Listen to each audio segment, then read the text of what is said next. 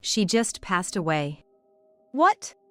The stunned look on David's face as he stared at me standing in the doorway was forever etched in my mind. He seemed unable to grasp the sudden news of our daughter's death. What are you talking about? Stop with the cruel pranks. That's a terrible joke. Who was he to say such a thing? David mocked me as I stood there, soaked from the rain. It's not a lie. How could you let this happen? I'll handle the funeral arrangements, so please stay away from the house for a while. Goodbye. Seeing me trembling from head to toe, David finally seemed to realize the gravity of the situation, leaning back in shock and muttering, "Is this for real?" But his reaction seemed so distant, so detached, it grated on my nerves. I turned on my heel, rage burning inside me. I'll never forgive him. I'll make sure he pays, even if I have to drag him to hell myself. My name is Juliana Bridges. I'm 38 years old and work at an advertising agency. Our family consists of my husband David and our 8-year-old daughter, Mia. We aren't rich, but we lead a comfortable life. That's because the ad agency I work for pays well. Even compared to my peers with office jobs, I earn a hefty salary. I've never had to worry about spending money each month, and we've even been able to save up for Mia's college tuition. Considering the cost of living and our home mortgage, we've always had some extra money left over. David was well aware of my high salary, and perhaps his pride was hurt, because a year ago, he quit his job and started freelancing in web design. He said he switched to freelancing because his salaried job had hit its pay ceiling, but I was skeptical about how much one could really earn as a freelancer. Of course, I objected when he said he wanted to quit. I thought it would be safer to stay in his job, get his full retirement benefits, and then think about other options. But David was adamant about freelancing, so that's what he did. Ever since he began freelancing, David has been working from home. Maybe his stated reason for quitting his job was just a cover, and he was really tired of the office politics. Either way, I had to get used to a new routine where David was always home when I left for work. At first, Mia seemed happy that her dad was always at home when she came back from school, but lately, she seemed somewhat discontented. She probably feels like she's being constantly watched. She's only 8, but Mia is more mature than her classmates. So, our life was going along without any major issues, but I didn't notice that the cracks started appearing when David began working from home. When David started working from home, I asked him if he could help a little with the household chores. "Can you help with things like cleaning and laundry? I'll still cook the meals like I always have." "Excuse me? Why do I have to do housework? You're home more, and you have more free time. It'd be nice if you could help out a bit when you're not too tired." "Free? Just because I'm a freelancer doesn't mean I'm not busy. In fact, I've got a lot on my plate. I can't deal with household stuff on top of that." Unbelievable. David just brushed aside my modest request. I understand that freelancing can be more unstable and mentally taxing compared to a regular salaried job. That's one reason why I didn't want him to switch in the first place. But household chores are nobody's specific job. And I've been doing them all alone even though we've both been working. I thought he could share some of the load. But I work too, you know. It should be equal. You've managed everything by yourself up until now. Don't start complaining now. David, who was convinced he was in the right, wouldn't listen to me at all. In the end, I continued to handle all the household chores as usual. I don't assume he's not busy just because he works from home, but whenever I return home late at night, I'd invariably find David sprawled in front of the TV or deeply engrossed in his smartphone. "Is dinner ready?" he'd ask with an air of entitlement, which always infuriated me. What's more, since working from home, he seemed to become more concerned about cleanliness, always demanding that I clean the house more thoroughly, pointing out every little piece of dirt on the floor, the windows, and the bathroom. "If you're so concerned, why don't you clean it up yourself?" "I'm only human, I can't get to everything," I'd reply. "You talking back to me? Clean up your own mess." It's our family's home, it's not like I'm the only one making it dirty. Yet, David would go off on these bizarre tangents, and I was utterly baffled by his logic.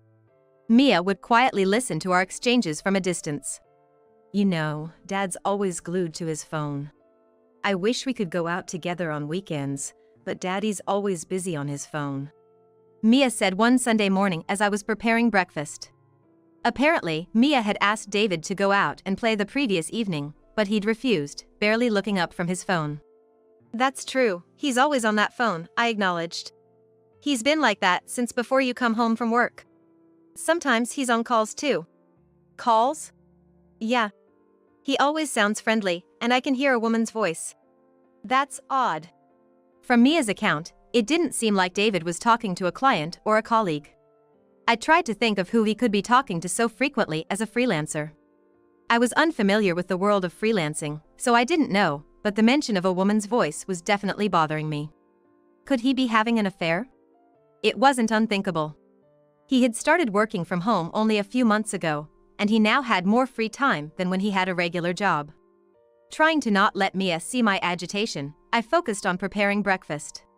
Several months passed since David started freelancing. He still never helped with any of the household chores. And he began spending whole days away from home during the weekends. I have work to do, freelancers don't get days off, he'd say as he left the house, dressed sharper than usual, even wearing cologne and accessories he didn't normally use. I had my suspicions, but with no evidence, confronting him would be pointless. Besides, even if David was cheating, I was torn about what I should do. I knew it would be better to part ways, but thinking of Mia, it wasn't an easy decision.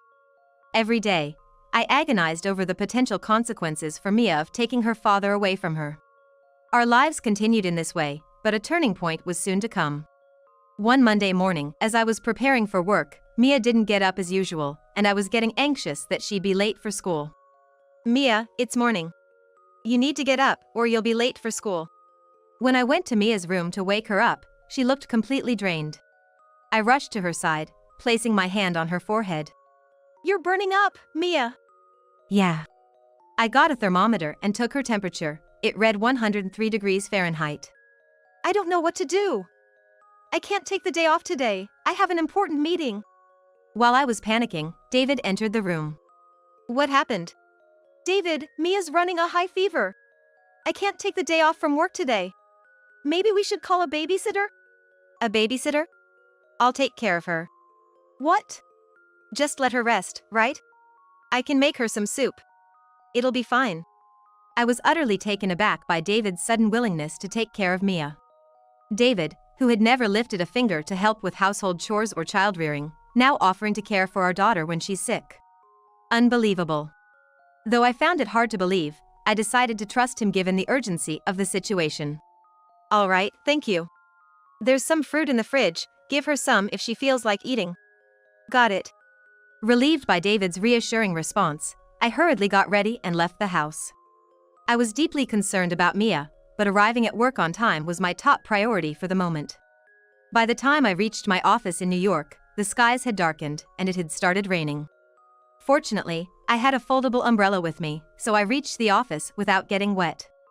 The meeting began in the afternoon as scheduled, but I couldn't stop thinking about Mia. The office was abuzz due to the sound of heavy rain and strong winds from outside. Come to think of it, wasn't there news about a hurricane approaching? I'd been so busy lately that I hadn't been keeping up with the weather updates, but I remembered a warning about a hurricane making landfall tonight. During the meeting, all of my colleagues, including myself, were constantly distracted by the storm outside, frequently glancing out the windows. By 7 p.m., when I was finally done with work and heading home, the earlier storm had turned into a torrential downpour, causing several train delays. The train I was supposed to catch was also delayed, and the platform was packed with people. I was really worried about Mia, who was running a high fever and couldn't bear the thought of waiting there.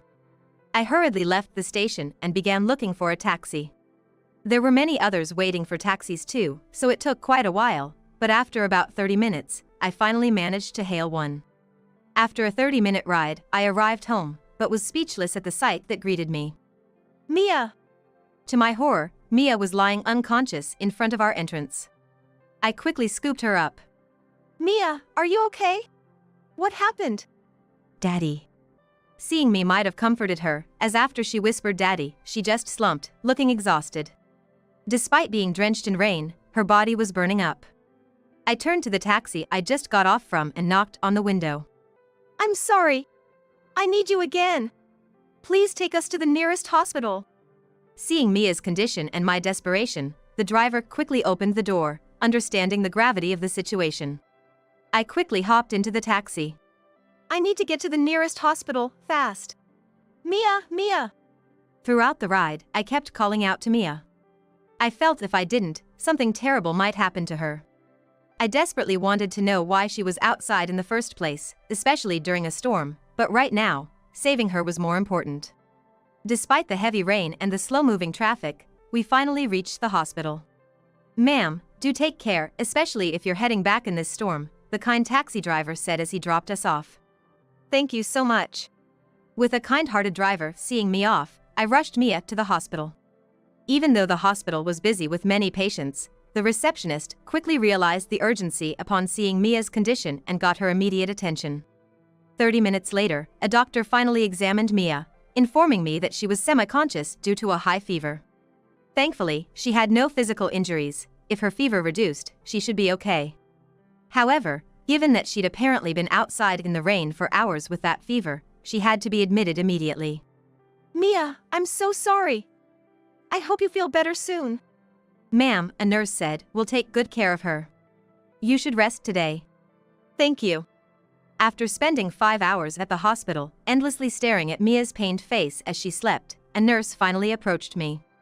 Though I wanted to stay by Mia's side, I was exhausted both physically and mentally. Having worked all day, and then seeing Mia in this state, I was spent. I decided it was best to let the nurses handle it and head home. Everything that happened to Mia was undoubtedly David's fault. Mia murmuring "Daddy" before passing out was evidence enough. It was inconceivable that Mia, with such a high fever, would willingly go outside. Especially not during a storm. The more I thought about what David had done, the angrier I became, unable to comprehend or forgive him. All the way home, I pondered what to say to him. If he hears that Mia is okay, he might think it's all right to continue with his reckless behavior in the future. I absolutely don't want that to happen. I needed him to deeply reflect on his actions, even more than feeling remorse. With a certain resolve, I headed home. When I arrived, wet from the rain, David was casually fiddling with his smartphone. Noticing me, he looked up in surprise. Hey, where's Mia? Wasn't she sleeping at the entrance? She said she wanted to play outside. I told her not to, but she wouldn't listen. Seeing David ask that with such nonchalance made my anger boil over. Mia went out on her own? He's the one who tossed her out in the first place. I clenched my fists tightly and replied. She just passed away. What? As I stood in the doorway, David stared at me with a dumbfounded look, a look that burned into my memory. The shock of hearing that his daughter had died seemed too much for him to grasp. What are you talking about? Stop playing sick jokes. That's in bad taste. The nerve of him to mock me as I stood there drenched from the rain. It's not a lie. What have you done? I'll handle the funeral arrangements, so stay away from the house for a while. Goodbye. Seeing me shaking with rage, it finally hit David how serious the situation was, and he blurted out, "Are you for real?" But his reaction seemed so detached, as if it was happening to someone else, which irritated me even more. I turned on my heels, the fury inside me blazing. I won't ever forgive him. I'll drag him down to hell if I have to. I stormed out of the house and headed straight for a hotel. I managed to find a vacant hotel and decided to stay there for a while. Although it would cost me, now wasn't the time to worry about money. I wanted to get back at David. If he felt remorse and changed his ways after hearing about Mia's death, I might reconsider my approach. But seeing that he didn't call or message me that day, it was clear he couldn't care less about what happened to Mia. This only fueled my anger further, and I began to devise a plan to make him pay. The next morning, I woke up and immediately headed to the hospital. I got word that Mia had regained consciousness. Mia! Are you okay? Mom. Yeah, I'm fine now. My fever's gone down. Oh, thank goodness. I hugged Mia tightly and gently stroked her head. She giggled as if tickled by the gesture. Relishing the joy of Mia's return, I eventually pressed her for the truth. Mia, what happened yesterday? Daddy kicked me out. I knew it. He said I was in the way and told me to leave. Then a woman came in and they chatted like they were close. A woman? What did she look like? I didn't get a good look, but she was young. She had bright red nails and wore skinny heels. I couldn't believe it.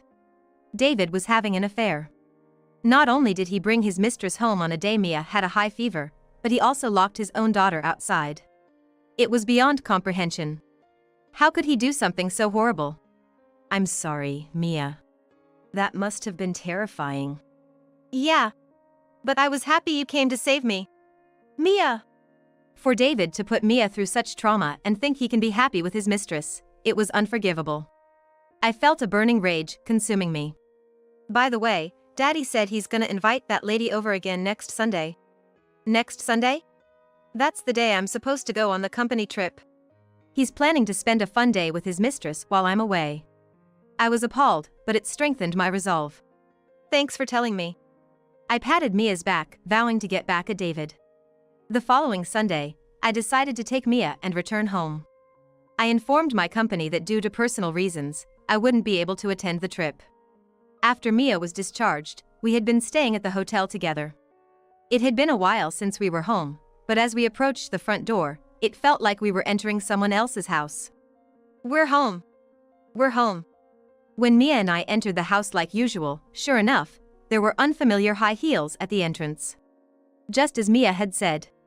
The thought of David and his mistress enjoying themselves deeper in the house made my skin crawl. David wasn't in the living room, so I headed to the bedroom. Thinking that Mia might witness something too intense, I hesitated for a moment, but the room was quiet. As I listened closely, I could hear David's voice coming from the bedroom. You know, it really worked out for me. With Mia gone, it made breaking up easier. How can you say such a thing about your own daughter? But yeah, for me, it was kinda lucky. Hearing the two of them talking about Mia's supposed death as if it was a good thing or lucky made my head spin. It was clear now. David didn't feel an ounce of remorse. If that's the case, it's time to confront him directly. Excuse us. Oh, you have a guest? When Mia and I appeared after opening the bedroom door, the two of them were taken aback with wide eyes. Why the hell are you here? You said you were on a company trip. And why's Mia here? What do you mean? Wasn't Mia supposed to be dead? I suppose it would be quite shocking to see Mia, who they believed to be dead, standing right in front of them. I explained calmly. The part about Mia being dead was a lie. I'm sorry. I just wanted to see your reaction. I hoped you might show some remorse, but instead, you're here celebrating Mia's supposed death. That's just insane. A lie? Damn it. You played with my feelings. Frustrated by David's feigned concern, I let out a heavy sigh. Don't mess with me. You're the one who kicked Mia out of the house, right? No, I didn't. Mia just... Daddy did kick me out. He said I was in the way because he wanted to be with that woman. With Mia's swift revelation, David's face turned pale. That's right. You did the worst possible thing, not just as a father, but as a human being. Mia was in such a condition that it wouldn't have been surprising if she had died. And you prioritized being with that woman over her? Pointing at the woman, who had been silently watching our confrontation, I exclaimed. Oh, calling her my mistress? That's not right. She's a colleague from work. Work? Wait, didn't you say you quit your job and you're freelancing now? Caught off guard, David's hasty lie inadvertently confirmed she was indeed his mistress. Well, we don't really need to ask her now, do we? Here's the evidence of your affair. Private investigators are quite something. They gathered this much evidence in just a week. I thrust a large envelope towards David. That's right. After hearing about David's affair from Mia, I decided to get a thorough investigation. But I never imagined the evidence would pile up so quickly. Seems like David isn't very good at hiding things. Hesitantly, David opened the envelope and as he pulled out the photos, he dropped them, scattering the evidence of his affair all over the floor. This is so unfair. Do you enjoy cornering someone like this and putting them in a situation where they can't escape? Even though he was entirely at fault, David tried to paint me as the villain, which I couldn't understand at all. I pulled out the business card of a divorce lawyer I had stashed in my bag and thrust it towards David. Unfair? Who's the real coward here? I see no worth in staying with someone so thoughtless any longer. Let's get a divorce. David's eyes widened as he stared at the business card. If he truly wanted to be with his mistress, he should have been willing to accept the divorce easily. Oh, and by the way, once we're separated, you'll of course be responsible for asset division and child support, David. And you, I'll make sure to inform your company and your parents about everything. Be prepared for that. I glanced at the woman, his affair partner, when I said you. What? Why me?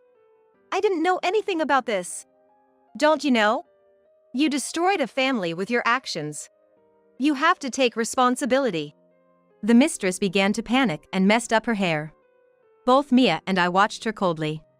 Mia, still a child, seemed to understand what was going on and held my hand tightly. If you don't have the money, find a way to get it. You two are in love, right? You should be able to overcome this together. Just never show up in front of Mia and me again. I'll give you the house, but you're still responsible for the mortgage. Wait.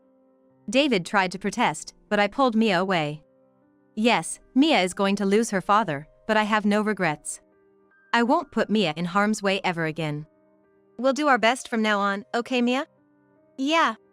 Mia looked surprisingly happy, which put me at ease.